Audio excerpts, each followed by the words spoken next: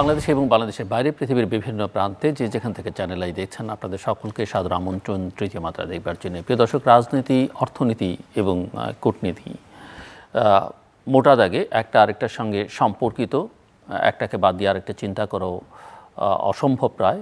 এবং মূলত এই তিন বিষয় নিয়ে আমি আজকে আলোচনা করতে চাই আমার অতিথিদের সঙ্গে। অতিথি হিসেবে আছেন আমার বায় বসা আছেন বারবিডা সাবেক মহাসচিব, ব্যবসায়ী নেতা মোহাম্মদ হাবিবুর রহমান, এবং আমার ডানের রয়েছেন বাংলাদেশ সরকারের সাবেক প্রতিমন্ত্রী, রাজনীতিক এবং ব্যবসায়ী নেতাও গোলাম সরোয়ার মিলন। স্বাগত আপনাদের দুজনকেই তৃতীয় মাত্রায়। আলোচনাটা শুরু করতে চাই। বাংলাদেশে বহুদিন ধরে দুর্নীতি নিয়ে প্রচুর আলোচনা হচ্ছে। বাংলাদেশ দুর্নীতিতে ভাবমূর্তি অনুজ্জ্বল তার বহু বছর ধরেই, পরিস্থিতির কোনো উন্নতিও হচ্ছে না। এবং সর্বশেষ যেটা দেখা গেল যে বাংলাদেশ আর্মির সাবেক প্রধান এবং যিনি বিজিবিরও একসময় পরিচালক ছিলেন জেনারেল আজিজ আহমেদ, এই সরকারের আমলেই তিনি সেনাপ্রধান ছিলেন, তার বিরুদ্ধে একটা নিষেধাজ্ঞা দিয়েছে তার এবং তার সূত্র ধরে তার ইমিডিয়েট ফ্যামিলির উপরেও মার্কিন যুক্তরাষ্ট্র। করাপশন চার্জেসের মধ্যে আছে ডেমোক্রেটিক ইনস্টিটিউশনকে আন্ডারমাইন করা এবং মানুষ এই প্রতিষ্ঠানগুলোর উপরে, এই প্রক্রিয়ার উপরে আস্থাহীনতা তৈরি হয়েছে তার ক্রিয়াকর্মের ফলে।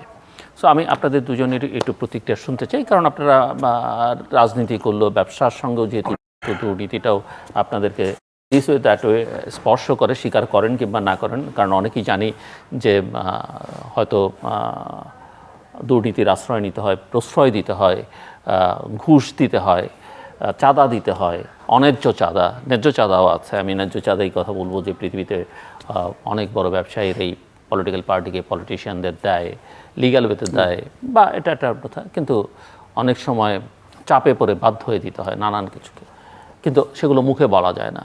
তো সব মিলিয়ে আমি এই জেনারেল আজিজের উপরে যে স্যাংশন, সেই স্যাংশনের সূত্র ধরে আলোচনাটা আপনাদের সামনে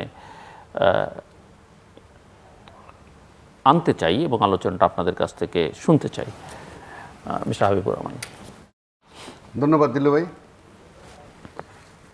আপনি যে প্রসঙ্গ অবতারণা করছেন সেটা আসলে আমাদের জন্য খুবই দুঃখজনক একটা অধ্যায়। বিশেষ করে আমরা এমনি অস্থির সময় পাস করছি। বাংলাদেশ অর্থনীতি বলেন, রাজনৈতিকভাবে বাংলাদেশ আওয়ামী লীগ এবং জাতীয় পার্টি প্লাস বিএনপি, সবগুলো দল মিলে আমরা যে সময় পার করতেছি, আমরা বিএনপির কোনো অবস্থান আমরা সেই মাত্রায় সে লক্ষ্যে দেখতেছি না। প্লাস বারবার নির্বাচনকে ঘিরে যেই অবস্থা সৃষ্টি হয়, তখন থেকে আমরা যখন দেশে সুশাসনের একটু হেরফের হয়, তখনই কিন্তু দুর্নীতি যে শুরু করলেন, দুর্নীতিতে আসলে আমাদের মূল সংকটের কারণ। এবং আমরা বারবার করে বলি যে দেশীয় টাকা পাচার হওয়া, বিদেশে চলে যাওয়া, ডলার সংকট, আজকে যে বাংলাদেশের যে ডলার সংকট এবং যত কিছু যা কিছুর মূল জায়গাটা কিন্তু সংকটটা হচ্ছে সুশাসন বলতে তার মধ্যে হচ্ছে অর্থনৈতিক সুশাসন। আমরা ব্যবসায়ীরা মনে করি অর্থনৈতিক সুশাসন যদি থাকে আপনার, একসময় যেমন আমাদের দেশে চিন্তায় কিন্তু অনেকটা কমছে ধরেন, তো সুতরাং এটা কেন পারছে, আমরা ওই জায়গা থেকে আমরা নিজেকে সরিয়ে আনতে পারছি। সিসি ক্যামেরা আছে, সবাই ভয় পাওয়ার একটা প্রবণতা শুরু হয়েছে। যে স্যাংশনের কথা আমরা যেটা আমেরিকা থেকে আসলো, এখন ব্যক্তিগতভাবে যদি ওনার কোনো দুর্নীতির বিষয়ে যদি বিষয়টা থাকতো তাইলে একটা বিষয় ছিল। আমাদের কাছে যেটা খুবই উদ্বেগজনক বিষয়, এই পর্যায়ের একজন লোকের বিরুদ্ধে একজন বাংলাদেশের, উনি তো সবচেয়ে পাওয়ারফুল লোকদের মধ্যে একজন ছিলেন। ধরেন বাংলাদেশে যখনই কোনো লোক 50টা লোকের মধ্যে আর্মি চিফ মানে অনেক পাওয়ারফুল জিনিস, সেই জায়গাটাতে যখন ওনার নামে স্যাংশন হয়, এটা আমাদের জন্য দুঃখজনক। স্যাংশনটা কী জন্য হয়েছে আমরা অনেক কিছু জানি না, এটা দুর্নীতির বিষয়ে যদি হয়ে থাকে। প্লাস কিন্তু দুঃখজনক যে অবশ্যই দুর্নীতি তো আমি তো বললাম এই বিষয়গুলো বললেনি, দুর্নীতির বিষয় হয়ে থাকলে তিনি তার ভাইদের কন্ট্রাক্ট দিয়েছেন ব্যবসার, তিনি মানে পুরোটাই দুর্নীতি। এখন এটা কিন্তু শুধু ব্যক্তিগতভাবে ওনার উপর আসছে সেটা না, আলটিমেটলি আমাদের টোটাল যারা, উনি অবশ্য প্রেস কনফারেন্স করেছেন এবং সেখানে বলেছেন যে তিনি মনে করেন যে ক্ষমতাসীন সরকারকে হেয় করবা বা বিব্রত করবার জন্য এটা করা হচ্ছে। এটা তিনি বলেছিলেন, আপনাদের স্মরণ থাকবার কথা যে আল জাজিরা টেলিভিশন একটা ডকুমেন্টারি করেছিল all the prime ministers main নামে, ওনাকে নিয়ে। জি জি, মনে আছে আমাদের।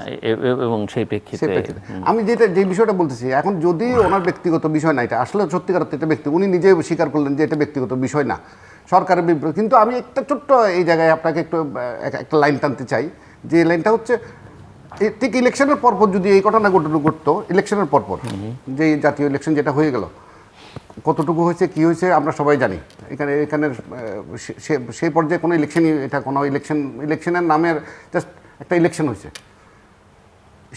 তারপর যদি হয়তো বিষয়টাকে আমরা অনেক বেশি মানুষ, আমরা যারা সাধারণ মানুষ, আমরা যারা ব্যবসায়ী, আমরা আরেকটু গুরুত্ব সহকারে দেখতাম। এখন গুরুত্বটা একটু জনগণের কাছে কম, জনগণের ক্ষেত্রে কম। যেহেতু এখন যারা concern, those who R concern, বিশেষ করে ধরেন বর্তমান যিনি আর্মি চিফ আছেন, অতীতে যারা ছিলেন, ভবিষ্যতে যারা হবেন, তাদের ব্যাপারে একটা নেতিবাচক প্রভাব এটার উপর পড়বে। কারণ আপনি এই পর্যায়ের একটা প্রতিষ্ঠান, এটা বাংলাদেশের সর্বোচ্চ প্রতিষ্ঠান, আপনি যদি নির্বাচন কমিশন বলেন, অমুক বলেন, অনেক কিছু আমাদের প্রতিষ্ঠানের কোনো শেষ নাই, দুদকের কথা বলেন। আর্মি হচ্ছে আমাদের সবচেয়ে, আর্মি, নেভি, এয়ারফোর্স, আমাদের বাংলাদেশের জন্য এই তিনটা প্রতিষ্ঠান হচ্ছে সবচেয়ে গুরুত্বপূর্ণ এবং মর্যাদাশীল আপনার প্রতিষ্ঠান। এই প্রতিষ্ঠানের কোনো একজন প্রধানকে যদি এভাবে যদি স্যাংশন দেওয়া হয়, এটা কিন্তু টোটাল জাতির জন্য কলঙ্কজনক। এটা আমরা ব্যবসায়ী হিসেবে মনে করি এবং সাধারণ পাবলিক হিসেবে মনে করি, জনগণ হিসেবে মনে করি যে এটা জাতির জন্য কলঙ্কজনক। এক, দ্বিতীয়ত হচ্ছে ওনার ব্যক্তিগত যদি কোনো বিষয় থাকতো, যদি তার আগেই উনি ডিক্লার দিচ্ছেন যে আপনার ওই যেটা আপনি বললেন, আগে উনি কনফার্ম করছেন যে এটা বর্তমান সরকারকে হেয় প্রতিপন্ন করার জন্য মনে করেন হতে পারে। উনি যদি মনে করে থাকেন, আমরা যারা সাধারণ জনগণ এবং এরপরে যদি সিকুয়েল যদি কোনো রকম স্যাংশন আসে, তখন কিন্তু আমরা আরেকটু বিস্তারিত এটা নিয়ে ভাবতে পারবো। সাধারণ মানুষ হিসেবে আমরা এই মুহূর্তে যেটা মনে করি, আমাদের আসলে সতর্ক হওয়া উচিত। সুশাসনের যে জায়গাগুলো, আমাদেরকে অনেক বেশি সচেতন হতে হবে। বিশেষ করে এই পর্যায়ের যারা দেশটা পরিচালনা করবেন, তাদের উপরে তো আমাদের জাতির ভবিষ্যৎ। আমরা কি দেখে শিখবো, আমার ছেলেরা কি দেখে শিখবে, আমার বাচ্চারা যখন বড় হবেন, তখন এই উদাহরণগুলো ওদের কাছে অনেক অস্পষ্ট থাকবে। এই অস্পষ্ট থেকে আমাদের দেশকে মুক্ত করতে হবে। মিস্টার গোলাম সরওয়ার মিলন। ধন্যবাদ প্রিয় উপস্থাপক জিল্লুর রহমান ভাই, আপনাকে এবং চ্যানেল আইয়ের অগণিত দর্শক শ্রোতা, দূরের কাছের প্রবাসের সবাইকে শুভেচ্ছা, বিশেষ করে সহালোচক আপনাকেও শুভেচ্ছা, অভিনন্দন। আজকে যে প্রসঙ্গ নিয়ে আলোচনা শুরু হয়েছে, আমি প্রথমে বলতে চাই যে দেখেন, এই দেশটা আমরা ঐতিহাসিক সংগ্রামের মধ্য দিয়ে সংকটের সমাধানের সম্ভাবনায় আমরা সামাজিক সাংস্কৃতিক উত্তরণে আমাদের কত ঐতিহ্য আছে, কিন্তু 53 বছরের মাথায় দাঁড়িয়ে আজকে আমরা কোথায় দাঁড়িয়ে আছি বাংলাদেশের অর্থনীতি, রাজনীতি কিংবা কূটনীতির পর্যায়ে। প্রথমেই যেহেতু আলোচনায় জেনারেল আজিজের কথাটা এসেছে, দেখেন আমরা কিন্তু একটি গ্লোবাল ভিলেজে বাস করছি এবং এই গ্লোবাল ভিলেজে বাস করার কারণে আমি আপনার এখানে বেশ কয়েকবার বলেছি, আমি একজন খুদে রপ্তানিকারক, গার্মেন্টস ব্যবসার সাথে জড়িত। আমাদের সাথে আমেরিকার অনেক রকম থাকতে পারে, মানে কি বলে, আন্ডারস্ট্যান্ডিং গ্যাপ থাকতে পারে, কিন্তু তাকে বাদ দিয়ে এগিয়ে যাওয়ার কোনো প্রশ্ন ওঠে না। কারণ উন্নয়ন সহযোগীর প্রশ্ন বলেন কিংবা তাদের কাছ থেকে আমরা তাদের যে এজেন্ডা এই দেশে, গণতন্ত্র, মানবাধিকার, সুশাসন, যদিও এইবারের সফরে সেটা প্রাধান্য পায় নাই, কারণ এক এক সময় একটা প্রায়োরিটি পায়। নির্বাচন হয়ে গেছে, এখন সম্পর্ক উন্নয়নের কথা এসেছে। ডোনাল্ড লু নিজেই বলেছেন যে নির্বাচনের সময় আমাদের একটা টেনশন পিরিয়ড কাজ বলেছেন, ওই হার্ড ইস্যুগুলো নিয়ে আমরা কাজ করেছি, এখন আবার নতুন করে সামনের দিকে এগিয়ে যেতে চাই। কিন্তু আজকে কিন্তু প্রমাণ হলো উনি নতুন করে, আমেরিকা কিন্তু সামরিক শাসন থেকে আরম্ভ করে লিবিয়া, সাদ্দাম, গাদ্দাফি, আপনি যদি দেখেন মধ্যপ্রাচ্যের সব দেশের সাথে কিন্তু তারা তাদের কূটনৈতিক প্রচেষ্টা কাজ চালায়। তারা কিন্তু তাদের পয়েন্ট থেকে কিন্তু এক চুলো নড়ে নেই। তার প্রমাণ হলো জেনারেল আজিজের উপর নিষেধাজ্ঞা দেওয়াটা। এখানে এসে যে কথাটা বললো, আমরা তো অনেকে গদগদ যে আমেরিকার মতো লোক এসে এখানে সারেন্ডার করে গেছে। আপনার এখানেই একটা টক শোতে বোধহয় দেখছিলাম গোলাম মাওলা রনি বোধহয় বলছিলেন যে লু সাহেব খুব সরি টরি বলে গেছে। তো আমি এই বক্তব্যের সাথে, উনি যেহেতু নেই, এই বক্তব্যের সাথে টোটালি দ্বিমত পোষণ করি। সরি বলার তো কোনো আসে না। একটা কূটনীতিতে বডি ল্যাঙ্গুয়েজে কোনো সময় হয়তো একটু খুব হাম্বলনেস থাকে, কোনো সময় হয়তো একটু হাম্বলনেসটা একটু কম থাকে, সেটা অন্য ব্যাপার। তার মানে এই না যে সে নতজানু হয়ে গেছে। আমেরিকা, এটা হলো বাস্তবতা। তো আমি যে কথাটা আসছি, জেনারেল আজিজের উপর যে নিষেধাজ্ঞার কথা বললেন, এর আগে নিষেধাজ্ঞা দেওয়া হয়েছে থাকা অবস্থায় আমাদের পুলিশের প্রধান বেনজির আহমেদের কাছে মানবাধিকার প্রশ্নে, এখন আসছে দুর্নীতির প্রশ্নে।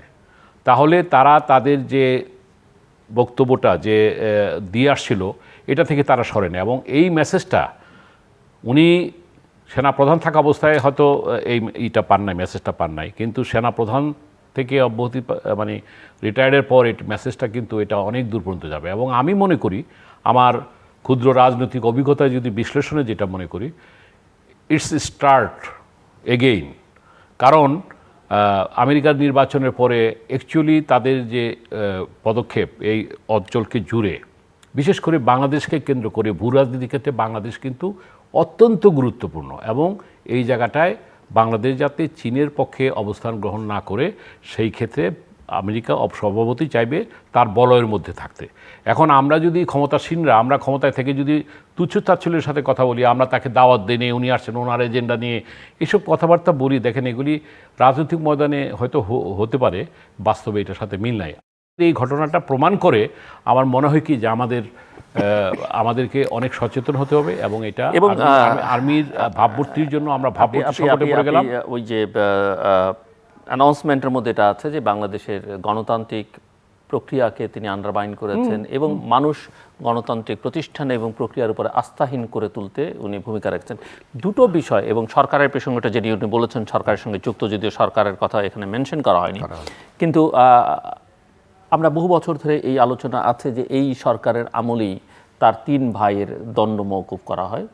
2 ভাইয়ের দণ্ড তিনি সেনাপ্রধান হওয়ার 1 মাসের আগে, আরেক ভাই মৃত্যুদণ্ড প্রাপ্ত আসামি ছিলেন, পরে সেটাকে যাবজ্জীবন করা হয়েছে আদালত কর্তৃক, এবং পরে রাষ্ট্রপতির ক্ষমা পেয়েছেন এবং তিনি যখন সেনাপ্রধান। এটা কিন্তু একটা বহুল আলোচিত বিষয়, আনিস, হারিস এবং জোসেফ। এবং দ্বিতীয় একটা আলোচনার বিষয় সেটা হচ্ছে যে অতীতে সামরিক শাসকরা, সেনাপ্রধান যখন সামরিক শাসক ছিলেন, তারা তো নিজেরা রাজনীতির প্রক্রিয়ার মধ্যে ছিলেন, সেনাবাহিনীকে ব্যবহার করেছেন, কিন্তু এর বাইরে কখনো কোনো আইনশৃঙ্খলা রক্ষাকারী বাহিনী, নিরাপত্তা বাহিনীর প্রধানরা বা কর্মকর্তারা কখনো পলিটিক্স নিয়ে কথা বলতেন না। বাংলাদেশে এটা গত কয়েক বছর ধরে এই প্রবণতাটা চালু হয়েছে এবং he is one of the general Aziz, যিনি 18 নির্বাচনের পরে পাবলিকলি বলেছেন যে এর চাইতে ভালো নির্বাচন হয় না, ইতিহাসের একটা সেরা নির্বাচন। সো আপনি কি মনে করেন কিনা সেটাও একটা পলিটিসাইজেশনের অংশ, বা সেটাও আসলে প্রতিষ্ঠান হিসেবে সেনাবাহিনীকে যখন সেনাবাহিনীর প্রধান বলেন, নিশ্চয়ই আমি বিশ্বাস করি, স্বীকার করি যে অনেকেই হয়তো সেনাবাহিনীর ভেতরে সেটা পছন্দ করেননি, দেখেন তারা মনে করতে পারেন, কিন্তু তারা পাবলিকলি বলতে পারেন না, তারা ওই প্রক্রিয়ায় কাজ করতে পারেন যেহেতু সরকারের অধীনে থেকে তাদের কাজ করতে হয়, কিন্তু সেটা পাবলিকলি তারা পারেন কি না সেটা একটা বড় প্রশ্ন। অবশ্যই পারেন না। এবং ক্ষমতায় থাকাকালে এটা যখন পাবলিক পারসেপশনের মধ্যে আসে যে সে ক্ষমতাকে ব্যবহার করে এই যে দণ্ডপ্রাপ্ত আসামির, আমরা জানি কোন প্রক্রিয়ার মধ্যে হতে হয়, কার কার অনুমোদন লাগে সেটা আমরা জানি, যে রাষ্ট্রপতির ক্ষমা নিয়ে নেওয়া। দেখেন এবং যেটা মিস্টার হাবিবুর রহমান গভর্নেন্সের পৃষ্ঠ ঘুরে ফিরে আলোচনার মধ্যে নিয়ে আসছেন, এটা তার সঙ্গে কিন্তু সম্পর্কিত। আমি একসাথেই এটার সাথে আমি অর্থনীতির ব্যাপারটা একটু একসাথে বলে ফেলবো। যেটা বলছিলাম যে আপনি যথাযথই বলেছেন যে উনি সেনাপ্রধান থাকা অবস্থায় উনি ঘোষণা দিলেন যে এর চেয়ে ভালো নির্বাচন অতীতে হয় না। হয়তো এটা প্রধানমন্ত্রী, মন্ত্রীবর্গ, আওয়ামী লীগের সাধারণ সম্পাদক বা ইভেন যদি বিএনপি ক্ষমতা থাকতো তাদের নেতাদের মুখে মানায়। আমি বলছি যে সেনাপ্রধান, পুলিশ প্রধান, তারা এইসব কথা বলতে পারেন কিনা। জি না, উনি সেনাপ্রধান জেনারেল জিয়াউর রহমান, জেনারেল হোসেন মোহাম্মদ ছিলেন, ওনারা রাজনীতিতে আসছেন, রাজনীতি এসে কথা বলেছেন, কিন্তু উর্দি পরা অবস্থায় এইভাবে কোনো কথা, স্টেটমেন্ট আমার মনে হয় যে অতীতে কেউ দেয় নাই এবং এটা গ্রহণযোগ্য না। এবং এটা না, তাদেরটাও হয়তো সামরিক শাসক হিসেবে তাদেরটাও হয়তো গ্রহণযোগ্য না, অবশ্যই হয়তো গ্রহণযোগ্য না, তারা কথা বলেছেন, কিন্তু তারা একটা প্রক্রিয়ার মধ্যে ছিলেন যে তারা তো রাজনীতিতে মার্শাল ল দিয়ে তারা রাজনীতির মধ্যে ঢুকে পড়েছেন, সেটা নিয়ম ন্যায় অন্যায় সেটা আলোচনার দাবিদার, তর্কের সেটা গ্রহণযোগ্য নয় হইতে পারে। ডেমোক্রেটিক প্রসেস 111 হয়েছে, তারা ইন্টারভিন করেছে, সেটা আসতেছে, কিন্তু এইখানে এই কথাগুলি আসছে কোনটা, যে এটা ডেমোক্রেটিক প্রসেসের মধ্যে থেকে তারা বলতে পারেন কি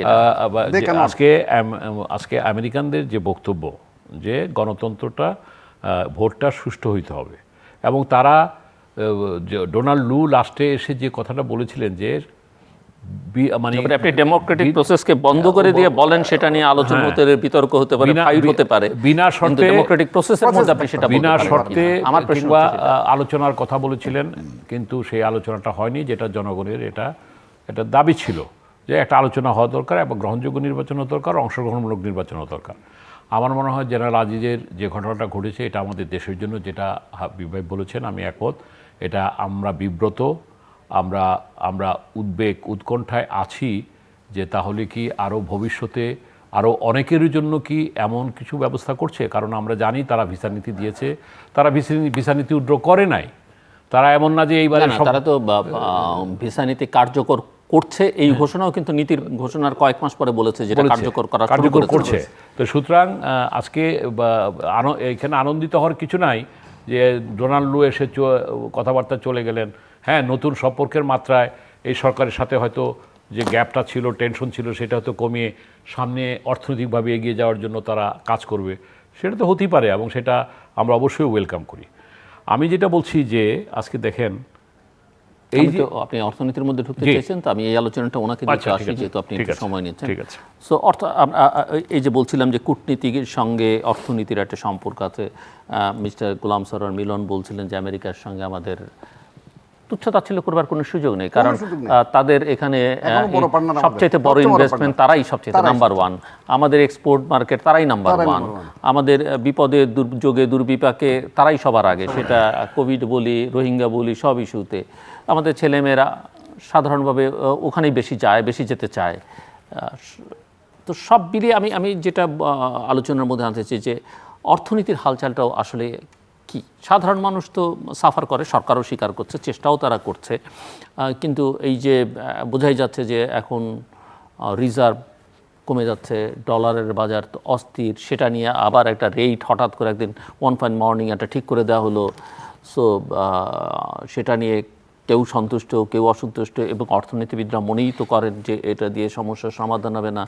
আপনি IMF-এর ঋণ সংস্কারের প্রস্তাবগুলো ভালো, কিন্তু এমন ক্রাইসিসের মধ্যে সেই সংস্কারের ঝাল সাধারণ মানুষ সহ্য করতে পারবে কি না? হ্যাঁ, কারণ এটা আপনি সংস্কারগুলো ধীরে ধীরে করা দরকার ছিল। সামনে বাজেট, আপনি এখন $5 বিলিয়ন চীনের কাছে লোন চাইছেন, যদিও আমরা জানি যে ইউয়ানে সেই লোন যদি তারা দেয় সেটা দিবে, এবং সেই যেই টাকা তারা দিবে সেই টাকা আবার তাদেরকেই ফেরত দিবে, মানে লোনের হিসাবে না, মানে তাদের পাওনা টাকা হিসেবে ইউয়ানেই চলে যাবে। সো সব মিলিয়ে আসলে কি মনে হয় একজন ব্যবসায়ী হিসেবে? যেটা বললাম, আমরা অস্থির সময় পাস করছি, মানে বিশেষ করে ব্যবসায়ীরা, তার মধ্যে স্যাংশন নিয়ে আমি একটা লাইন বলি শুধু। স্যাংশন মানে আমরা অনেকে মনে করি, আমাদের অনেকের ধারণা যে শুধু আমেরিকাতে যেতে পারবেন না বা আমেরিকার ভিসা পাবে না। This is not the fact. Fact is that মানে ওয়ান্স এটা যদি কারোর উপর দেয়, ইউ ক্যানট, আপনি আপনার ক্রেডিট কার্ড চালাতে পারবেন না, you can't do anything without America. আপনি একটা এলসি করবেন, এলসি পেমেন্ট কিন্তু থ্রু আমেরিকা হয় always, so that we can't do anything মানে উইথাউট আমেরিকা। আমেরিকা যদি চাই যে আমাকে যদি এখন মনে করে যে হাবিবকে স্যাংশন দিবে, আমি কিন্তু আমার ক্রেডিট কার্ড এখন যদি যে ক্রেডিট কার্ড এখন ধরেন আমি কোনো হোটেলে ইউজ করবো, আই ক্যানট ইউজ, তা ওখান থেকে সেন্ট্রালি বন্ধ করতে পারবে। ধরেন আপনি বিজনেস ফাইন্যান্সিয়াল ট্রানজ্যাকশনের কথা বলছেন, কিন্তু ভিসা বা অন্য জিনিস, আপনি যেমন ধরেন যে ডিপ্লোমেসিতে একটা ফাইভ আইজ হচ্ছে 5টা দেশ, USA, UK, Australia, Canada, New Zealand, এই 5টা দেশ এক সুরে কথা বলে, একসঙ্গে চলে। এক দেশ যদি একটা কাজ করে বাকিরা সেটা ফলো করে, ঘোষণা দেখতে বানান, সেগুলো তো আরো এক্সটেন্ডেড ইউরোপিয়ান ইউনিয়ন করতে পারেন, সেগুলো আপনি, কিন্তু এই 5টার মধ্যে কোনো ইয়ে হয় না, মানে এই 5টা এক সুরেই কথা বলে। যেমন ধরেন আমাদের 18 নির্বাচনের পরে EU বিবৃতি দিয়েছে, কিন্তু অস্ট্রেলিয়া, কানাডা, UK এবং ব্রিটেন তারা কিন্তু বলেছে অবাধ সুষ্ঠু হয়নি। অন্যরা কিন্তু বলেন নিউজিল্যান্ড যেহেতু এখানে খুব একটা গুরুত্ব বহন করে না, তারা দেয়নি। কিন্তু এই 5টা দেশ কিন্তু আবার সুতরাং আমরা আপনি সাফার করলে রাইটলি অর রংলি আপনি ওদের সঙ্গেও করতে হবে, সবার সাথে করতে হবে, সবার সাথে, ইনক্লুডিং জাপান। জাপানের আমাদের যে পেমেন্টগুলো এলসি করি, আমরা যে গাড়ি এলসি করি, পেমেন্ট থ্রু আমেরিকা। সিঙ্গাপুরের সাথে ব্যবসা থ্রু আমেরিকা। আমেরিকার তো খান আপনি ওখান থেকে হয়ে আসতে হবে।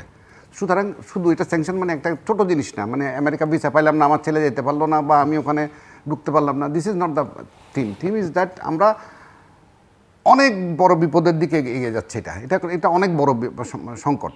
কিন্তু যে জায়গাতে আপনি যেটা বললেন আমাদের সবচেয়ে বড় হলো যে ইমেজ ক্রাইসিস। এবং এটা আপনার মিলিটারি গভর্নমেন্ট থাকে, তারা করাপশনে জড়িয়ে পড়ে, অনেক দেশ হয়েছে, সেটা একটা আলাদা কথা। এটা ডেমোক্রেটিক গভর্নমেন্টের সময় বা ডেমোক্রেটিক পলিটিক্যাল গভর্নমেন্টের সময় আর্মি করাপ্ট হবে এবং সেই দায়িত্ব পলিটিক্যাল গভর্নমেন্টকে নিতে হবে, বা আর্মি চিফ। আমি আর্মি করাপ্ট বলা সঙ্গত নয়। এবং আমি ধরেই নিতে চাই এবং মন থেকে ধরে নিতে চাই, আমাদের আর্মির ম্যাক্সিমাম যারা বর্তমানে অতীতে যারা ছিলেন সবার একটা ডিগনিটি ছিল। একটা this is the first time ওনার ক্ষেত্রে এই ঘটনাটা ঘটছে। আর ওই যে দুজন সামরিক শাসক ছিলেন, এটা নিয়ে অনেক তর্ক হতে পারে, অন্য আলোচনা। এইটা কোনোভাবে আমাদের জন্য কাম্য না। এবং তার সাথে দেশের আজকের এই পরিস্থিতিতে, বিশেষ করে আজকের বর্তমান অর্থনীতির যে পরিস্থিতি, IMF-এর যেটা বললেন আর কি, IMF আমাদের প্রত্যেকটা, যেমন এক্সপোর্টের ক্ষেত্রে যে রেয়াত দিত, আপনি আমার চেয়ে ভালো বলতে পারবেন, যেটা ভর্তুকি দিত, রেয়াত দিত, সেটা উইথড্র করার জন্য অলরেডি প্রেশার দিচ্ছে। এবং আপনাকে বলা হচ্ছে কোনো কিছুতে আপনি এখানে কর বাড়াইতে হবে, এখানে আপনার কর যুক্ত করতে হবে, এখানে ভর্তুকি দিতে পারবেন না আপনি, আপনার প্রেসক্রিপশন যদি না হয় আপনি দিবেন না আপনি। এবং টোটাল বাজেটের ফিগারও তারা বাজেটের মধ্যে করতে হবে, এর মধ্যে বাজেট করতে হবে। এখন অর্থনীতিবিদরা একদম ওই দিন আমি আমাদের এক চিটগের অর্থনীতিবিদ উনি বলতেছিলেন, এইভাবে যদি ওনাদের প্রেসক্রিপশনে যদি আমাদের বাজেট করতে হয়, জি ওনাদের প্রেসক্রিপশনে যদি বাজেট করতে হয়, আমরা কিন্তু এই বাজেট এই 53 বছর পরে এসে যদি আরেকজনের প্রেসক্রিপশন আমার বাজেট করতে হয়, এটা আমাদের জন্য খুবই দুঃখজনক। আমরা আসলে অনেক পিছিয়ে যাচ্ছি।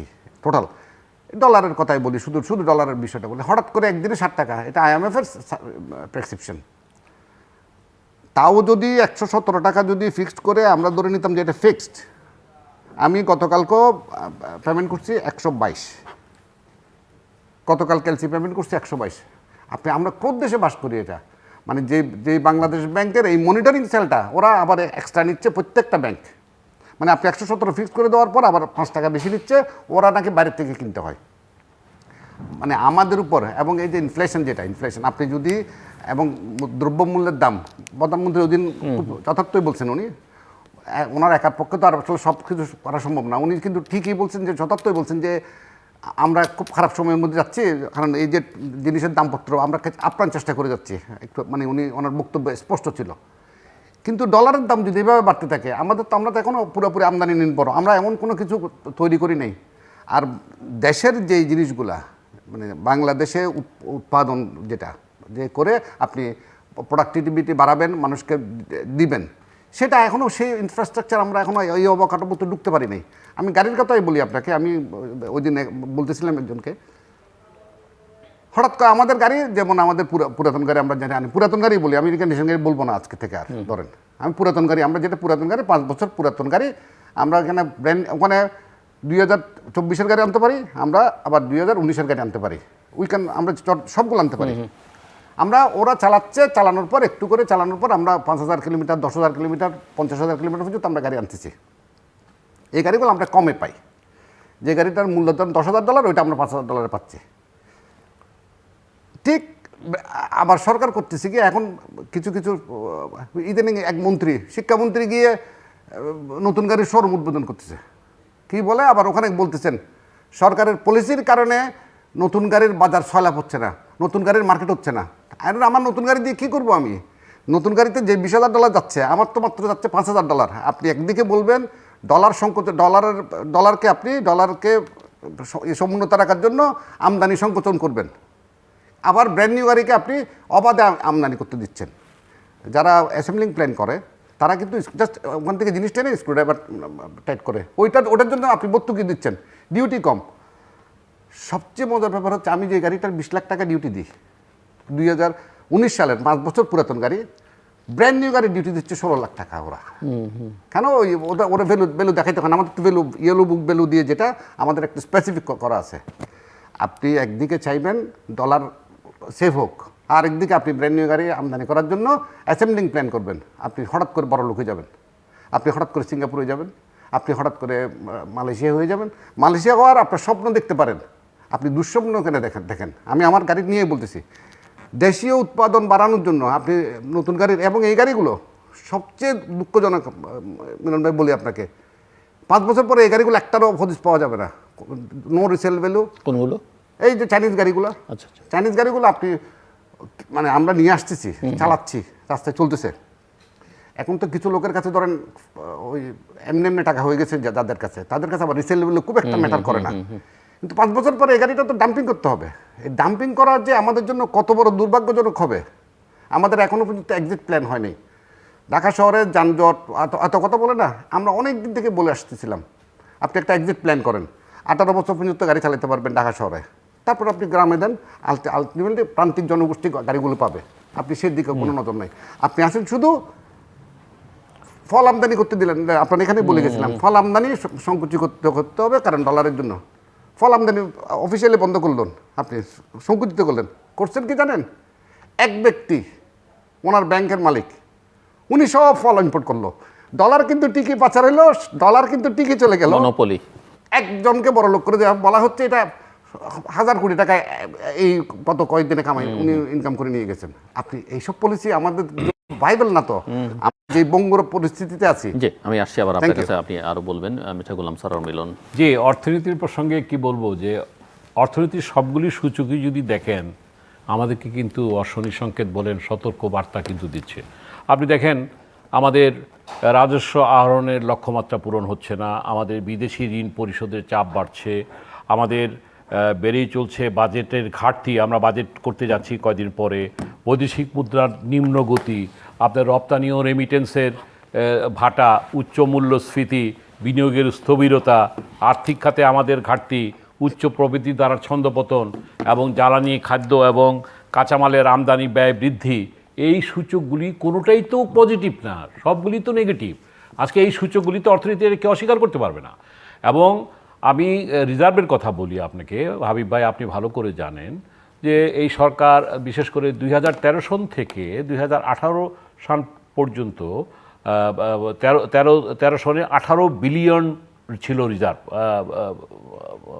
জিলু ভাই আমি আপনার একটু মনোযোগ আকর্ষণ করতে চাই এইভাবে যে 2021 সনে পর্যন্ত 48 বিলিয়ন ডলার কিন্তু রিজার্ভ ছিল, 2022 সনে 46 বিলিয়ন ডলার ছিল। কিন্তু তারপর থেকে বিগত 2 বছর যাবত যে নিম্নগতি, এটা আমাদেরকে ভাবিয়ে তুলেছে। এবং এই যে আজকে দেখেন আগের চেয়ে এটা এমন একটা ভর্তুকি 1.9 আছে। এবং আপনার ঋণ কি পরিমাণ বাড়ছে, আপনি একজন থেকে ঋণ নিয়ে আরেকজনের ঋণ শোধ করছেন, অভ্যন্তরীণ ঋণ বাড়ছে, আভ্যন্তরীণ বাড়ছে না, এই যে বৈদেশিক ঋণ তো বাড়ছে, আমাদের ভর্তুকি। যে আমি যে পয়েন্টে আসছি আইএমএফ এর ব্যাপার, আইএমএফটা কার? আইএমএফ, ওয়ার্ল্ড ব্যাংক, এটা আমেরিকার কথা মতো চলে। আমরা আমেরিকাকে তুচ্ছ তাচ্ছিল্য করি, কিন্তু আমরা আইএমএফ এর তৃতীয় কিস্তির জন্য আমরা বসে আছি। দেখেন এই যে ভর্তুকির জন্য বিদ্যুতের দাম বাড়বে বছরে 4 বার, এটা কিন্তু ক্লিয়ার, এটা ডিক্লেয়ার করা। রপ্তানির প্রণোদনা কমছে, আমরা যারা রপ্তানিকারক, আপনার জ্বালানি তেলের ভর্তুকি দিতে হচ্ছে না, কিন্তু তারপরেও ভর্তুকি কিন্তু আছে। ওই যে ক্যাপাসিটি ট্যাক্স, এটা আমি আসছি পরে আর কি। ভর্তুকি কমাতে আইএমএফের যে চাপ আছে, তাহলে তার মানেটা কি? আইএমএফ আজকে অর্থনৈতিকভাবে, বঙ্গবন্ধু বলতেন যে কি ভাতে মারবো পানিতে মারবো, তা আমি যদি বলি আজকে আমাদেরকে গণতন্ত্রের সবক দিতে গিয়ে গণতন্ত্রকে আমরা প্রাতিষ্ঠানিক রূপ দিতে পারি নাই, গণতন্ত্রকে সুসংগত পারি নাই। অর্থনীতিতে যদি আমরা যে সংকটের মুখে পড়তে যাচ্ছি, এটাকে যদি উত্তরণ না ঘটাতে পারি, আমরা যদি এই জায়গাটায় পড়ি, তাহলে কী অবস্থা হবে সেটা ভবিষ্যতে বলবে। তাহলে সুতরাং আমি যেটা বলতে চাচ্ছি যে অন্যদিকে বেশি ভর্তুকি দেওয়ার মতো অবস্থা কিন্তু আমাদের নাই, কারণ টাকাই তো নাই, ব্যাংকে টাকা নেই, টাকা ছাপিয়ে আপনার সব জায়গায় করতে হচ্ছে। এবং অর্থ সংকটের কারণে একটা জিনিস দেখেন, সার, বিদ্যুৎ খাতে কিন্তু ভর্তুকির টাকা পরিশোধ করতে না পেরে সরকারকে কিন্তু কয়েক হাজার কোটি টাকা কিন্তু বন্ড ছাড়তে হচ্ছে। আমি কিন্তু এটা উইথ তথ্য সহকারে ঠিক আছে। এবং সেটাও ভালো আইডিয়া কি নেন সেটা নিয়ে যথেষ্ট সন্দেহ আছে। অর্থনীতিবিদরা তো যথেষ্ট এটার ব্যাপারে আপত্তি অনেকেরই আলাপ আছে। করতেছে। তো এখন আমি যেটা বলছি, ভর্তুকি কমাতে বিদ্যুতের মূল্য বৃদ্ধি, বিদ্যুতের যে মূল্য বৃদ্ধিটা আমরা করছি, এটি কি একমাত্র পথ? আজকে IMF কিন্তু বলছে মূল্য বৃদ্ধি করতে, আমরা কিন্তু বাধ্য হচ্ছি। এখন যদি আমি বলি যে ভর্তুকি কমানোর জন্য মূল্য বৃদ্ধির একমাত্র উপায় নয়, উৎপাদন কষ্ট দিকে আমরা কমে ফেলতে পারি, নাম্বার 1। নাম্বার 2তে যদি আসি, ক্যাপাসিটি চার্জ যেটা দিচ্ছে এটা যদি আমাদের না দিতে হয়। নাম্বার 3 হচ্ছে বিদ্যুৎ এবং জ্বালানিতে মূল্য বৃদ্ধি সরকার ন্যূনতম জবাবদিহিতার জায়গা যায়। আপনি ইন্ডেমনিটি বিল পাস করে রাখছেন, কোনো কিছু প্রশ্ন করতে পারবেন না।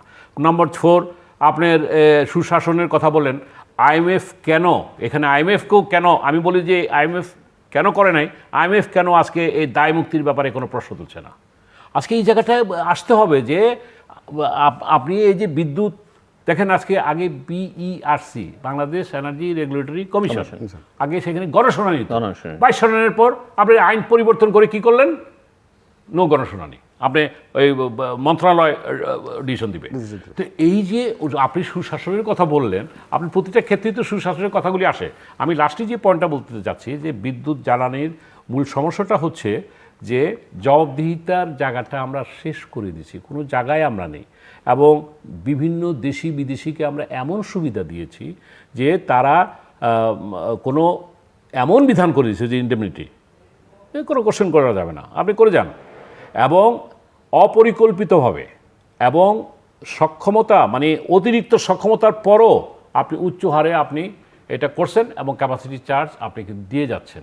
এটা কি একটা দেশের অর্থনীতির জন্য আমরা কার টাকা দিচ্ছি? এখানে তো সরকার যেটা, আপনি যেটা সরকারের কথা বলতেছেন, সরকার তো একটা করতেছে। বিশেষ করে এখন আমাদেরকে এনবিআর ব্যবসায়ী মারা যাক, এনবিআর এবং একে আমার মনে হয় একদম এভাবে ইনস্ট্রাকশন দেওয়া হয়েছে, ভ্যাট আপনি যেভাবে হোক না ব্যবসায়ী মারা যাক। হ্যাঁ, ওই ভ্যাটের কথাই আসতেছে, আপনি ভালো কথা বলছেন। একটু বলেন, আমি এই জায়গাটা শেষ করতে চাই যে দেখেন আমরা সমস্যায় কীভাবে যেতে পারতাম জিলু ভাই। আমাদের দেশে নবায়নযোগ্য যে আমাদের তেল, জ্বালানি, প্রকৃতি গ্যাস, মানে আমরা এগুলি উত্তোলনের উপর গুরুত্ব দিই না, এটা করতে পারতাম। এটা করলে কিন্তু আজকে আমরা কিন্তু অনেক মানে হতে পারতাম, আমরা সেটা করি না। আমরা এটা সেই সমস্যার সমাধান না করে আমরা বিদ্যুতের দাম খালি বাড়াইতে আসি আর জনগণের কাদের উপর আমরা এই জিনিসটা করতেছি। তো যেটা আমি বলতে চাচ্ছি যে আজকে দেখেন ডলার আপনি বলছেন আপনি ইম্পোর্ট করেন, সুদ বাজার ভিত্তিক সুদার করলে 117 টাকা, আপনি বলছেন 122 টাকায় আপনাকে করতে হচ্ছে। তো IMF-এর শর্ত মেনে তাড়াহুড়ো করে কিছু যে সিদ্ধান্ত নেওয়া হয়েছে বাংলাদেশ ব্যাংক, ঋণের সুদ নির্ধারণে আমরা কি দেখছি, আগে তো যেটা ছিল আপনি ব্যাংকিং স্মার্ট পদ্ধতি, হ্যাঁ, বাতিল করে নতুন নীতি সুধার যেটা করা হয়েছে, কথা নেই বার্তা নেই, আপনি কোথায় যাচ্ছি আমরা? 14তে নিয়ে ঠেকছে। হ্যাঁ, এবং ট্রলিং পদ্ধতিতে চালু হয়েছে ডলারের দাম, এবং উই ক্যানট অ্যাফোর্ড, আমরা ব্যবসায়ীরা ওই 14% দিয়ে একটা পর্যায়ে আমরা একবার যখন আপনার অভ্যাস হয়ে যাবে, আমি তো ওইভাবে আমার সবকিছু। আচ্ছা, আমি যে পয়েন্টটা হাবিবে আসতে চাচ্ছি, আপনি IMF-এর কথা বলছেন, IMF-এর চাপে কিন্তু ভ্যাটটা বাড়াচ্ছে সব ক্ষেত্রে, বাড়াচ্ছে চেয়ে বড়। আচ্ছা, এখন IMF-এর এই যে কথাটা বললো, IMF যে চাপ দিচ্ছে, উপায় নাই কিন্তু আপনি IMF-এর কাছে ধরা। আমি আমেরিকাকে পছন্দ করি না, আমরা এমন একটা দেশ, অবশ্যই আমরা স্বাধীনভাবে দাঁড়াতে চাই, অবশ্যই আমরা আমেরিকার সব ইসরায়েলে তার মানবাধিকারের প্রশ্নে কিংবা তার যে দেশীয় যে ছাত্রদের ইয়ের ব্যাপারে, যদিও সেখানে অনেক স্বচ্ছতা জবাবদিহিতার জায়গাটা তাদের রয়ে গেছে, আমরা সেই প্রশ্নগুলি তুলতে পারি, কিন্তু আমরা এই কথাগুলি বলতে লাভ নেই। আপনি উপস্থাপক সাহেব জিলু ভাই বললেন চীনা মুদ্রায় $5 বিলিয়ন আমরা নিব, এটা আবার শোধ করতে হবে। তাহলে সুতরাং আজকে আমরা কোথায় যাচ্ছি? সেটা তো ধরেন আপনি শোধ করার শর্তাবলী সময় আলাদা, কিন্তু এটা এনে তাদের পাওনা টাকাই এখন যেটা আছে সেটা শোধ করতে এবং সুদ আসলে এবং চাইনিজ ঋণ চক্রে যখন আমরা পড়বো, চীন আমাদের অর্থনৈতিক বন্ধু ঠিক আছে, কিন্তু চায়না কিন্তু তাদের স্বার্থের বাইরে, শ্রীলঙ্কা তার উদাহরণ দেখেন, তারা কিন্তু ঠিকই তাদের, যদিও শ্রীলঙ্কা কিন্তু আজকে ঘুরে দাঁড়াচ্ছে দেখেন, এটা কিন্তু শিক্ষার ব্যাপার আছে।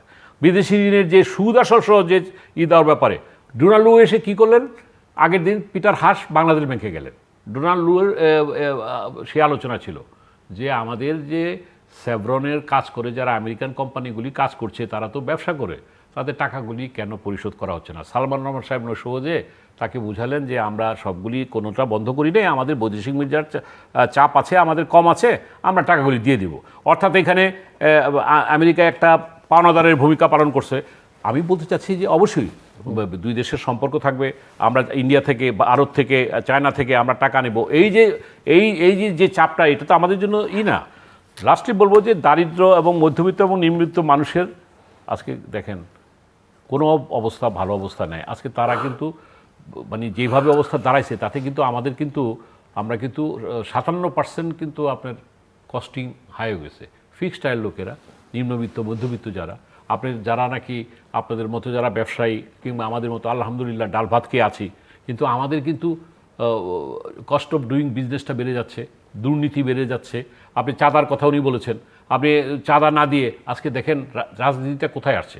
এই দেশটা আমরা স্বাধীন করেছিলাম আমরা একটা সামাজিক ন্যায্যতা, সামাজিক ন্যায় বিচারের প্রশ্নে, কিন্তু এখন কি হয়েছে, চাঁদা, আমি রাজনীতিবিদরা ব্যবসায়ী হওয়ার চেষ্টা করতেছে, ব্যবসায়ী রাজনীতি হচ্ছে। আজকে উপজেলা নির্বাচন হচ্ছে, আপনার এই যে নির্বাচন হয়ে গেল সংসদে, 75% আপনার ব্যবসায়ীরা আপনারা রাজনীতি করতে পারবেন না, আমি কথা বলি না। কিন্তু আমার কথা হলো কি যে রাজনীতিটা রাজনীতিবিদদের হাতে থাকা উচিত। এখন ব্যবসায়ীরা যেভাবে টাকা, আপনার ইলেকশনে তো টাকা খরচ করতে হবে, টাকা খরচ, এবং তাইলে এই যে রাজনীতিতে এমপি বলেছেন না আমার 1,46,00,000 টাকা খরচ হচ্ছে ইলেকশনে, এই ইলেকশনই তার খরচ, এটা আমাকে তো আগে এই টাকা তুলতে হবে, প্রকাশ্যে বলতেছে। আমার হাটহাজারিতে 5 কোটি টাকা খরচ হবে, দুই ক্যান্ডিডেটে 5-10 কোটি টাকা খরচ হবে। আজকে 156টা উপজেলা ইলেকশন হচ্ছে, এর আগে ফার্স্ট ধাপে 136টা না 37টা হয়ে গেল। এখন এই 156টা দেখেন যে সবগুলি কোটিপতি এবং এখানে কিন্তু অন্য দলের প্রার্থী, বিএনপির বিচ্ছিন্নভাবে কিছু যদিও প্রার্থী দাঁড়িয়েছে, সার্বিকভাবে সব দল করে নাই। আমি উদ্বেগের জায়গাটা কোনটা বলি আপনাকে, মেইন উদ্বেগের জায়গাটা হচ্ছে আমাদের ব্যবসায়ীদের ক্ষেত্রে সামনে বাজেটে তো IMF এর প্রেসক্রিপশনের একটা মানে দুর্ভাগ্যজনক অধ্যায় আছে আমাদের সাথে এই মুহূর্তে যতগুলো অফিসার, নতুন অফিসার যত আছে, গত 15 বছর তো আওয়ামী লীগ ক্ষমতায়, 15 বছরে নতুন যতগুলো অফিসার আসছে, এদের মাইন্ডসেট একটি অন্যরকমভাবে। ব্যবসায়ীদের কী হবে জানি না, আমরা ভালো থাকলে হইলো, এই মাইন্ডসেট দিয়ে কিন্তু দেশ চলতে পারবে না। আমি একটা জিনিস বুঝতে চাই, এই সরকারের আমলে তো সরকারি কর্মকর্তা কর্মচারীদের যথেষ্ট সুযোগ সুবিধা বাড়ানো হয়েছে, যথেষ্ট বেতন বাড়ানো হয়েছে, তাদের প্রমোশন মানে ডিউ না তাও প্রমোশন দেওয়া হয়েছে, গাড়ি দেওয়া হচ্ছে, বাড়ি, নানা রকমের সুযোগ সুবিধা দিচ্ছে, তারপরে তারা দুর্নীতি মানে লক্ষ্য তো ছিল, আমরা যেটা শুনেছি ধারণা যে তারা দুর্নীতি করবে না। আমাদের এক বড় ভাই এই কয়েকদিন আগে যে কোনো একটা ইয়াতে মানে প্রধানমন্ত্রীর সাথে দেখা করতে পারছিলেন, তো উনি বললো যে কাস্টমস এবং আমরা ব্যবসায়ীরা, গার্মেন্টস ব্যবসায়ী, উনি খুব বাজে অবস্থায় আছি, যেখানে যাই সব কিছু নিয়ে টাকা টাকা টাকা বলে যে আমরা তো বন্ধ করে দিচ্ছি, উনি তো সবাই এখন তো এন্ট্রি বন্ধ। তো আমার ওই বড় ভাই খুব যথার্থই বলছেন, সুন্দর করে বলছেন, বলে যে বন্ধ করছেন কিন্তু নগদ আর বিকাশ তো রয়ে গেছে, আমাদেরকে তো ওই পেমেন্টটা ওইভাবেই করতে হচ্ছে। সুতরাং আপনি শুধু দরজা বন্ধ করলে হবে না, আপনি সিস্টেম বন্ধ করে দিতে হবে। এবং আপনি বিশ্বাস করেন মিলন ভাই, ভ্যাটে একসময় কোনো অফিসার চাকরি করতে যেত না, এখন ভ্যাটে যাওয়ার জন্য কিন্তু সবাই খুব খুশি, ভ্যাটের চাকরি ওকে ফাইন, বিকজ অফ আপনি আমরা যারা গাড়ি আমদানি করি, আমাদেরকে ভ্যাটের জন্য দিতে হবে। আমরা তো একবার দিয়ে আসতেছি 15% ভ্যাট দিয়ে আসতেছি, এরপরে যতবার ভ্যালুয়েশন হবে ততবার আপনি ভ্যাট দিবেন, ফাইন। আমি ভ্যালুয়েশনের জন্য যতবার দিচ্ছি, আমরা 4.3 একটা আমাদের একটা চ্যাপ্টার আছে, ওইটা দিলে আপনি আবার বেশি দিয়ে আসছেন সেটা আবার ফেরতও পাবেন। এখন আইন যেটা বিদ্যমান আইনে, আমরা যখন 4.3 দিয়েছি, এখন আপনি কেমনে বিক্রি করছেন, কেমনে একটা তদন্ত নামে, এবং বিশ্বাস করেন আপনি আমার চিটাগংয়ের 300 মেম্বার, বারবিটা 300 মেম্বার, প্রায় 210 জনের বিরুদ্ধে তদন্ত অ্যাট এ টাইম 210 জনকে তদন্তের নামে হয়রানি করার চেষ্টা করা হচ্ছে। এবং এখানে এটা যদি র্যান্ডম পদ্ধতিতে হয়, এটা ম্যাক্সিমাম 15 জনের জন্য আপনি করবেন, পরবর্তী 15 জন করবেন, একসাথে 200, এটা একদম প্ল্যান করে করা হচ্ছে যে ব্যবসায়ীরা না থাকুক, আমার দরকার নাই, আমার ঠিক থাকতে হবে। এবং এখানে যদি কোনো টাকা পাবে সরকার, সেটা না। আমরা এখানে এই দিন আমি ওখানে গেছিলাম, আপনারা আমাদের উৎসস্থলে নিয়ে নেন, মানে অ্যাটসোর্স নিয়ে নেন আগের মতো, অথবা আমার ক্ষেত্রে আপনার আমি এখানেও বলে গেছিলাম, আমার থেকে আপনি রেজিস্ট্রেশন পর্যায়ে নিয়ে নেন, তাইলে সরকার, আমরা একটা হিসাব করে দিচ্ছি, বছরে 400 কোটি টাকা এক্সট্রা পাবে ভ্যাটের অ্যাকাউন্টে। এটা ভ্যাটটা এখন 0 আছে। আপনি কোনো আইন করবেন না, কোনো কিছু, আপনি আপনার ওই যারা এইটা কালেক্টর যারা, তাদের সুবিধার্থে আপনি কী করতেছেন, এটা তো দেশ চলতে পারে না এইভাবে। এবং আমরা যে কোথায় চলে যাচ্ছি, প্রতিদিন আমরা পিছিয়ে যাচ্ছি। এখানে কিন্তু ভাই এই বাজেট আমি যেহেতু একটু শেষের দিকে মানে একটু মিস্টার মিলন যেহেতু রাজনীতিবিদ এবং আপনি ব্যবসায়ী হলো, রাজনীতির সঙ্গে খানিকটা সংযোগ আছে আমি জানি এবং বেশ ভালোভাবেই আছে, পরিচয়টা হয়তো সেরকমভাবে দাঁড়ায়নি। আপনি আপনার আলোচনার শুরুতে সেই পরিচয়, সেই ভাবটা যে আপনার মধ্যে আছে এটা বোঝা যাচ্ছে। বিএনপি এখন কি করছে বোঝা যাচ্ছে না, এটা আপনি বলেছিলেন। মানে রাজনীতি তো শুধু বিএনপি নির্ধারণ করে না, রাজনীতি সকল রাজনৈতিক দল মিলেই করে, রাজনৈতিক শক্তি, সামাজিক শক্তি, নাগরিক শক্তিগুলো মিলে করে। সরকারের ভূমিকা আছে, সরকারি দলের ভূমিকা আছে, সব মিলিয়ে আসলে কি দেখেন? যদিও আপনি একটা কথা বলেছেন তার মধ্যে যে নির্বাচন হয়েছে, এই নির্বাচনটা আসলে আমি এখন acceptable কোনো এটা election কোনো নির্বাচনের কোনো ছিটে ফোটাও ছিল না, এটা এখানে কোনো তর্ক নাই। মানে নির্বাচনই যেখানে একটার পর একটা হচ্ছে না বলে অনেকে বলছে, সেখানে আসলে রাজনীতিটি কি আর এবং আছে? আমরা খুব আশা করছিলাম, আমি আপনার এখানে মনে আছে, আমার 2014 সালের আপনার এখানে এই যে একদম এই চেয়ারে বসে বলছিলাম, আমরা সুশাসনটা দিতে পারলে এবং জনগণের জন্য কাজটা করতে পারলে 5 বছর পরে আমার আর ভোট চাইতে হবে না, ভোট পাবলিক দিবে। আমি আপনার এখানে বসে বলছিলাম 14 সালে। এখনো বলি, this is the last time. মানে আওয়ামী লীগের মানে আমাদের মানে উনি এখন কিন্তু ম্যাসিভ সংস্কার করে দিয়ে যেতে পারেন। ওনার তো আর হারানোর কিছু নাই, আর পাওয়ারও কিছু নাই, যা হওয়ার হয়েছে। এখন কিন্তু আমাদের right time to do something for the nation, জাতির জন্য করে যাওয়া। সেখানে বিএনপির বিষয়টা কেন আনছি আমি আপনাকে একটু বলি। আমরা যারা অতিমাত্রায় রাজনীতি করি না, রাজনীতি করি, অতিমাত্রায় রাজনীতি করি না, আবার অনেক মানে অসুস্থ রাজনীতিকে পছন্দও করি না যারা আমরা, তারা একটা ছোট্ট আশার জায়গা ছিল, বিএনপি যদি কোনো কারণে ঘুরে দাঁড়ায়, একটা বিরোধী দল থাকলো, তাহলে আপনার একটা ভয় থাকে। এখন আপনি যদি উদাসীন হয়ে যান, আপনি যদি মনে করেন যে আপনি সব কিছু, তখন কিন্তু আমরা ভুল হওয়ার সম্ভাবনা থাকে। এবং আমরা we are doing like this, আমরা কিন্তু ভুলের পর ভুলে করে যাচ্ছি কিছু জিনিস। এখনও যদি বিএনপির জায়গাটাতে আমি আবারও বলতেছি, বিএনপি আন্দোলন করে, এই তেলের দাম বাড়ছে, গ্যাসের দাম বাড়ছে, মানুষের জীবন, এগুলো নিয়ে কিন্তু বিএনপির আন্দোলন নাই। বিএনপিও বারবার ওই ক্ষমতায় যাওয়ার জন্য কেমনে ক্ষমতায় যাবে, আর অত দূর থেকে লন্ডনে বসে আপনি বাংলাদেশের রাজনীতি করবেন। আপনি রাজনীতি করলে আসেন, মানে আমার ব্যক্তিগতভাবে মনে হচ্ছে যে একটা বিরোধী দল, সক্রিয় বিরোধী দল থাকলে, আজকে ওনাদেরই একজন ব্যারিস্টার সুমন কি একটা বলতেছিল, ওইটার বিরুদ্ধে চুন্নুভাই দাঁড়ায় গেল। আর চুন্নুভাইয়ের কি আর কোনো কাজ নেই? ব্যারিস্টার সুমনের বিরুদ্ধে কেন আমার কথা বলতে হবে? আপনি বললে সরকারের বিরুদ্ধে বলেন রে ভাই, সরকারের বিরুদ্ধে আপনি বলতে পারবেন না, আপনি সরকারের সুবিধাভোগী। আমরা এই সুবিধা থেকে বাঁচাতে চাই। জি, মিস্টার গোলাম সারা মিলন। না, আপনার সাথে আমি একমত যে রাজনীতিতে বিরোধী দল যারা থাকবে তারা সুবিধাভোগের অবস্থান থেকে বেরিয়ে আসতে হবে। আজকে যারা বিরোধী দলের নামে সুবিধাটা নেওয়ার চেষ্টা করছে তারা সত্যিকারের বিরোধী দল নয়। আর বিএনপি কিন্তু যাই বলেন, তাদের প্রচুর জনসমর্থন আছে, তাদের ভুল আছে, তাদের কৌশলে ভুল আছে। এবং সত্যিকারভাবে আপনাকে একটা কথা বলি যে যদি একদম যেটা আমি এটা হাইপোথেটিক্যাল বলছি, ফেয়ার ইলেকশন হয়, বিএনপি, আপনি আমার সাথে একমত হবেন কিনা জানি না, বিএনপির যদি কলাগাছও দ্বারা করা দেয় সেও পাশ করবে, যেটা দেশের জন্য ভালো না। অবস্থা আরও খারাপ হবে, লুটপাট আরও বেশি হবে, দুর্নীতি আরও বেশি হবে। আপনি বলছেন ইনকামেন্সি ফ্যাক্টরটা এমন জায়গায় দাঁড়িয়েছে, আমি এই জায়গাটা আজকে ভাবতে হবে, এমন জায়গায় দাঁড়িয়েছে, আজকে ভাবতে হবে যে নো, ঠিক আছে, চেঞ্জ। আজকে আমাদের বক্তব্য হচ্ছে, আজকে গণতন্ত্রের নামে আজকে কি হচ্ছে দেখেন, আমাদের অর্থনীতিবিদদের কথা শোনা দরকার। আজকে ওই জায়গায় একটু বলছিলাম যে আমরা 5 বছর ভালো কাজ করে গেলে, হ্যাঁ, সুশাসন দিতে পারলে দেখেন না, শুনেন, আজকে 15 বছর ধরে মাননীয় প্রধানমন্ত্রী শেখ হাসিনা ক্ষমতায় আছেন। উনি তো বললাম যে আজকে রিজার্ভের অবস্থা কি ছিল, এখন কি অবস্থায় আছে। এখন কথা হলো কি যে উনি তো অর্থ পাচার ঠেকাতে পারেন নাই, এটা সুশাসনের ঘাটতি কিংবা সীমাবদ্ধতার কারণে। ওয়াহিদুদ্দিন মাহমুদ এবং ফরাসউদ্দিন সাহেব একটা অনুষ্ঠানে তারা বলছেন, কি বলছেন, যে দেশে ফরাসউদ্দিন সাহেব কিন্তু আওয়ামী ঘরানার এক অর্থনীতিবিদ হিসাবে আমরা জানি, এবং ওয়াহিদুদ্দিন মাহমুদ একজন বিশিষ্ট অর্থনীতিবিদ হিসাবে আমরা জানি। তারা দুজন এক সুরে বলেছেন যে বাংলাদেশে গণতন্ত্রের আনুষ্ঠানিকতা চলছে, এখানে গণতন্ত্রকে কোনো সুসংগত হচ্ছে না, অংশগ্রহণমূলক নির্বাচন হচ্ছে না। এবং আজকে সেই কারণে বলছেন যে আমরা জানি যে প্রায় আমরা সবসময়, এই যে দুদিন আগে আর্টিকেল 19-এর একটা রিপোর্ট বেরিয়েছে, আপনারা বাংলাদেশ ক্যাটাগরি মানে ক্রাইসিস কান্ট্রি হিসেবে তারা চিহ্নিত করেছে, গ্লোবাল এক্সপ্রেশন রিপোর্ট। গ্লোবাল এক্সপ্রেশনে বাংলাদেশ সবার নিচে অবস্থান করতেছে।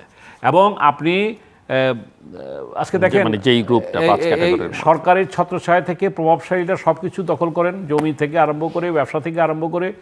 যেটা আমি যে কথাটা বললাম, এখন যদি সরকার পরিবর্তন হয়, বিএনপি আসলে কিন্তু একই অবস্থা হবে। আমি বিএনপিকে কিন্তু কোনো খাটো করছি না, কারণ এখানে বিএনপি যেহেতু নাই। আমি যেটা বোঝাতে চাচ্ছি, অবকাঠামো অনেক তৈরি হয়েছে, মেগা উন্নয়ন হয়েছে, মেগা দুর্নীতি হয়েছে, বৈষম্য হয়েছে, স্বচ্ছতা জবাবদিহিতা নাই। আমরা সেই জায়গাটা আনতে পারি নাই। আমরা সেই জায়গাটাকে আমরা আজকে আনা উচিত ছিল। আর সেই জায়গায় আমি সেটা বলতে চাই যে আজকে শিক্ষা এবং স্বাস্থ্য খাতের যে উন্নয়ন সেভাবে হয় নাই কিন্তু। আচ্ছা, ওটা বাদ দিলাম। আপনি যতটা মেধাগত উন্নয়ন হচ্ছে, মানব সম্পদের উন্নয়নকে আমরা করতে পেরেছি? হয় নাই। আজকে আমাদের এই যে মানসিকতার উন্নয়ন হয় নাই, আমাদের রাজনীতির সংস্কৃতির উন্নয়ন হয় নাই, আমাদের সহনশীলতার উন্নয়ন হয় নাই, আমাদের দৃষ্টিভঙ্গির উন্নয়ন হয় নাই। আমি যদি শুধু অবকাঠামোর উন্নয়ন কথা বলে আমি আত্মতুষ্টি লাভ করি, তাহলে আমরা ইতিহাসে আমাদের পলিসিগুলি নিয়ে ঝামেলা হ্যাঁ, হচ্ছে। আমি লাস্ট পয়েন্টটা যেটা বলতে চাচ্ছি, যে দেখেন উপজেলা নির্বাচন হচ্ছে, আমি আজকে স্মরণ করতে হয়, আপনারা অনেকে বলেন স্বৈরাচার। উনি যদি স্বৈরাচার হন, আমরা কোন আচারে আছে আমি জানি না, হ্যাঁ, পরবর্তী সময়ে উনি কিন্তু এই উপজেলা পদ্ধতির জনক, উনি কিন্তু দৌড়গড়া এই উপজেলা পদ্ধতিকে নিয়ে গেছিল। আজকে কী হয়েছে, বিএনপি সেটা বাদ দিয়ে দিয়েছিল, পরবর্তীতে এসে আওয়ামী লীগ এসে আংশিক চালু করছে। আজকে এটা চালু করার ক্ষেত্রে আমরা যেটা দেখছি, উপজেলা পদ্ধতি আছে, সেখানে স্বশাসন নাই, ইজারাদারি চলছে। এটা ভাগাভাগিতে করতেছে। আমি লাস্ট পয়েন্ট যেটা বলতে চাচ্ছি, যে আমাদের স্থানীয় সরকার কিন্তু ঠিকই আছে, কিন্তু আমরা আজকে যে কথাটা বলতে চাচ্ছি, যে আমলাতান্ত্রিকভাবে যেই জিনিসটা স্থানীয়ভাবে নির্ধারণ করার কথা, আমি অনেক কথা ওনার এই অনুষ্ঠানে স্থানীয় সরকার নিয়ে কথা বলেছি, যেখানে তারা প্রকল্পগুলো স্থানীয়ভাবে সিদ্ধান্ত নেওয়ার কথা, এটা এক থেকে পাশ হয়, এটা উপরে পাশ হয় এবং নিচে আমলারা সেটাই করে। এবং এখন যারা নির্বাচিত হচ্ছেন, এদের জিল্লুভাই, এদের কিন্তু কোনো কর্তৃত্ব নেতৃত্ব তারা আছেন, কর্তৃত্বহীন নেতৃত্ব। সুতরাং এই অবস্থায় আজকে এই উপজেলা পরিষদকে আমরা চাই ক্ষমতার বিকেন্দ্রীকরণ। ঢাকায় আসা মানুষের যে চাপ, আপনি মেগা রেল করেছেন, মেট্রো রেল করেছেন, আমরা করেছি সব, কিন্তু দেশের উন্নয়নের জন্য। কিন্তু এইটা মানুষের 18 কোটি মানুষের জনগোষ্ঠীর কত পার্সেন্ট মানুষকে আমরা যদি বিকেন্দ্রীকরণের জায়গায় যাই, আমরা যদি সংস্কারের জায়গায় না যাই, এবং এই ভোটের পদ্ধতি, নির্বাচনী ব্যবস্থাটাকে যদি আমরা সুসংগ করতে না পারি, আজকে এই কথাটা বলতে হয়। আমি যা বলি, যে এটা আমার ব্যক্তিগত এবং আমার পার্টির পক্ষ থেকেও আমি এটা বলতে পারি, যে ডোনাল্ড লু যেটা কথা বলেছেন, উনি কিন্তু গণতন্ত্রের, হয়তো তাদের অনেক কিছু নিয়ে কোশ্চেন আছে, কিন্তু তারা তো একটা গণতন্ত্র তো একটা, যতগুলি ব্যবস্থা আছে তার মধ্যে একমাত্র গণতন্ত্রই হচ্ছে বেটার একটা সিস্টেম। আমরা সেই গণতন্ত্রটাকে আমরা কিন্তু এখনও প্রতিষ্ঠিত করতে পারি নাই। এই জব দিয়ে আজকে ভবিষ্যৎ প্রজন্মের কাছে আমরা যারা রাজনীতি করি তাদেরকে দিতে হবে। আমি শেষেই বলবো যে আজকে উপলব্ধি, সোল সার্চিংয়ের জায়গায় আসতে হবে, আজকে আমাদের রিয়েলাইজেশনের জায়গায় আসতে হবে। এই অর্থনৈতিক সংকটের কথা যেটা বললেন, আজকে স্যাংশনের কথা যেটা শুরু করলেন, এই স্যাংশন তো মাত্র শুরু। এই স্যাংশন কোন জায়গায় গিয়ে ঠেকে, এটা আমি যতটুকু জানি, আমি ক্ষুদ্র মানুষ, এইটা তো দিয়ে সে টোকা দেখালো। আমরা এই স্যাংশনটা যাতে, হয়তো বা এই স্যাংশনও ভবিষ্যতে আরও হবে না যদি আমরা কমপ্লায়েন্স, আমাদের গার্মেন্টসের কমপ্লায়েন্স মেনে চলতে হয়। রাজনীতিতে কমপ্লায়েন্সের দরকার। কি কমপ্লায়েন্সটা? কি একটা ভালো নির্বাচন। কমপ্লায়েন্সটা কি? একটা সুষ্ঠু নির্বাচন। কমপ্লায়েন্সটা কি? আমার অধিকার, আমার কথা বলার অধিকারটা থাকবে। কমপ্লায়েন্সটা কি? আমাকে বিরোধী দলকে স্পেস দিতে হবে। কমপ্লায়েন্সটা কি? আপনি অর্থনীতিতে, আপনি যেটা বললেন, আপনি একজন আমদানিকারক, আপনি কি ব্যবসার কষ্ট, doing business, is of business, doing business জিনিসটাকে খুব সহজীকরণ করতে হবে, একের মধ্যে আসতে হবে। এই জিনিসগুলিতে তো আমরা দ্রুত দিচ্ছি না। আমাদের বিজেপির প্রেসিডেন্ট, আমাদের বিজেপির পক্ষ থেকে মাননীয় প্রধানমন্ত্রীর কাছে অভিযোগ করেছে রাজস্ব কর্মকর্তাদের বিরুদ্ধে তাদের হয়রানির কারণে। আমাদের এই কথাগুলি বলতে হচ্ছে, যে কথাটা আমাদের কথা বলছেন, আমরা কিন্তু সবাই কিন্তু খারাপ না, বিশেষ করে ইয়েতে, যে রাজস্বতে কিংবা বিভিন্ন ক্ষেত্রে। কিন্তু আপনি দেখেন অনেক জেলা প্রশাসনে আমার জানা মতে যারা কিন্তু এত সেবা দিয়ে যাচ্ছেন এবং তারা দুর্নীতির ঊর্ধ্বে। আমি একটা কথা বলি, এটা কিন্তু উদাহরণ কোট করে বলতেছি, মানিকগঞ্জে এমনও প্রশাসন আছেন, পুলিশের এবং একটি টাকা ঘুষ না দিয়ে কিন্তু তাদের চাকরি দেওয়া হয়েছে। এটা কিন্তু ব্যাপারে আসছে। আমার কথা হলো, এরকম উদাহরণ আমরা তৈরি করতে পারি, কিন্তু এটা উদাহরণই থাকছে। এই জিনিসটাকে তো আমরা যদি সব জায়গায় যদি তৈরি করতে পারি, তাহলে সে আমরা সত্যিকারভাবে আমরা দেশটাকে এগিয়ে নিয়ে যেতে পারবো। শেষ কথা হলো যে এই দেশটা আলটিমেটলি আমাদের, আমরা জেনারেল আজিজের মতো ভবিষ্যতে কারো কিছু পরিণতি হোক, এটা আমরা চাই না। আমরা আর ভবিষ্যতে আমরা যেন নিজের পায়ে দাঁড়াতে পারি, এটাই হোক আমাদের। সুযোগ করবেন আপনি একটু খুব ছোট্ট করে। আমি তো চট্টগ্রামের লোক। এই চট্টগ্রামকে যেদিন থেকে চিটাগং, আমরা চিটাগং বলতাম, যেদিন থেকে চট্টগ্রাম হয়েছে, আপনি যে বললেন বিকেন্দ্রীকরণ, একটা চট্টগ্রাম ছিল বাংলাদেশের, অনেক সবাই স্বপ্ন দেখতাম। সেই চট্টগ্রামকে যেদিন চিটাগং থেকে চট্টগ্রাম বানাই দিল, তারপর থেকে আমরা চিটাগংয়ে সব কোনো কিছু নেই, কিন্তু চিটাগংয়ে কোনো ব্যবসা বাণিজ্য কিচ্ছু নাই। আপনি বিকেন্দ্রীকরণ কখন করবেন? ওখানে তো আপনার কাজ দিতে হবে, কাজের কোনো নামমাত্র নাই, সব ঢাকা কেন্দ্রিক। সব টাকা আপনি কেন সব কিছু ঢাকা কেন্দ্রিক করতে হবে? আমরা বৃহস্পতিবারে দিলু ভাই, চিটাগং থেকে অনেক লোক ঢাকা থেকে লাস্ট ফ্লাইটে বিমানের কোনো ফ্লাইট থাকে না 5টার পর। এখানেও মেকানিজম করে সিস্টেম করে থাকলে ওই নর্মাল বিমানগুলো, ইউএস বাংলা বা অন্য বিমানগুলো প্যাসেঞ্জার পাবে না দেখে আপনি বিমানের দিচ্ছেন না। এখানেও দুর্নীতি। হ্যাঁ, সব জায়গায় যদি আপনি দুর্নীতি করেন, দেশটা চলবে কেমনে? এইভাবে তো দেশ চলতে পারে না। আমরা হতাশ। দর্শক, অনুষ্ঠানের শেষ প্রান্তে আমরা সামাজিক যোগাযোগ মাধ্যম ফেসবুক এবং টুইটারে তৃতীয় মাত্রা লাইভ স্ট্রিম হচ্ছে, আপনারা দেখতে পারেন। টেলিভিশনের পর্দায় দেখতে না পারলে যে কোনো সময় যে কোনো স্থান থেকে ইউটিউবে তৃতীয় মাত্রা চ্যানেলটি সাবস্ক্রাইব করে এই পর্ব বা পুরনো পর্বগুলো আপনারা দেখতে পারেন। মিস্টার গোলাম সরোয়ার মিলন এবং মিস্টার হাবিবুর রহমান, অসংখ্য ধন্যবাদ এই আলোচনায় অংশ নেওয়ার জন্য। দর্শক, আমার দুই অতিথি দুজনই রাজনীতির সঙ্গে যুক্ত, একজন একটু বেশি মাত্রা, একজন খানিকটা কম, একজন আমদানিকারক, আরেকজন রপ্তানিকারক। কথার সুর একই। এভাবে আসলে দেশটা চলতে পারে না। অর্থনীতির সংকট ওনারা চিত্রায়িত করেছেন, ব্যবসায়ী হিসেবে কিভাবে সাফার করছেন, কারণ তারাই অর্থনীতির মূল চালিকা শক্তি বা অন্যতম চালিকা শক্তি। শিক্ষার সংকট, স্বাস্থ্যের দুরবস্থা, মানব সম্পদ উন্নয়নের বেহাল অবস্থা, এইসব নানা জিনিস তারা তৈরি করেছেন। তারা রাজনীতি এবং ব্যবসার সঙ্গে সম্পৃক্ত হয়ে এই যে রাজনীতিটা ব্যবসায়ীরা দখল করে নিচ্ছে, বা ব্যবসায়ীরা রাজনীতিবিদ হচ্ছে, রাজনীতিবিদরা ব্যবসায়ী হচ্ছে, তাতে কোনো সমস্যা নেই। সমস্যাটা তখনই হয় যখন ব্যবসার স্বার্থে রাজনীতিটাকে ব্যবহার করা হয়। এবং পরিস্থিতিটা কতটা খারাপ তার জন্য জেনারেল আজিজই উদাহরণ। বাংলাদেশের একজন সাবেক সেনাপ্রধান, তাকে স্যাংশন দিয়েছে একটি দেশ, আমাদের প্রত্যেকেরই তাতে খারাপ লাগবার কথা।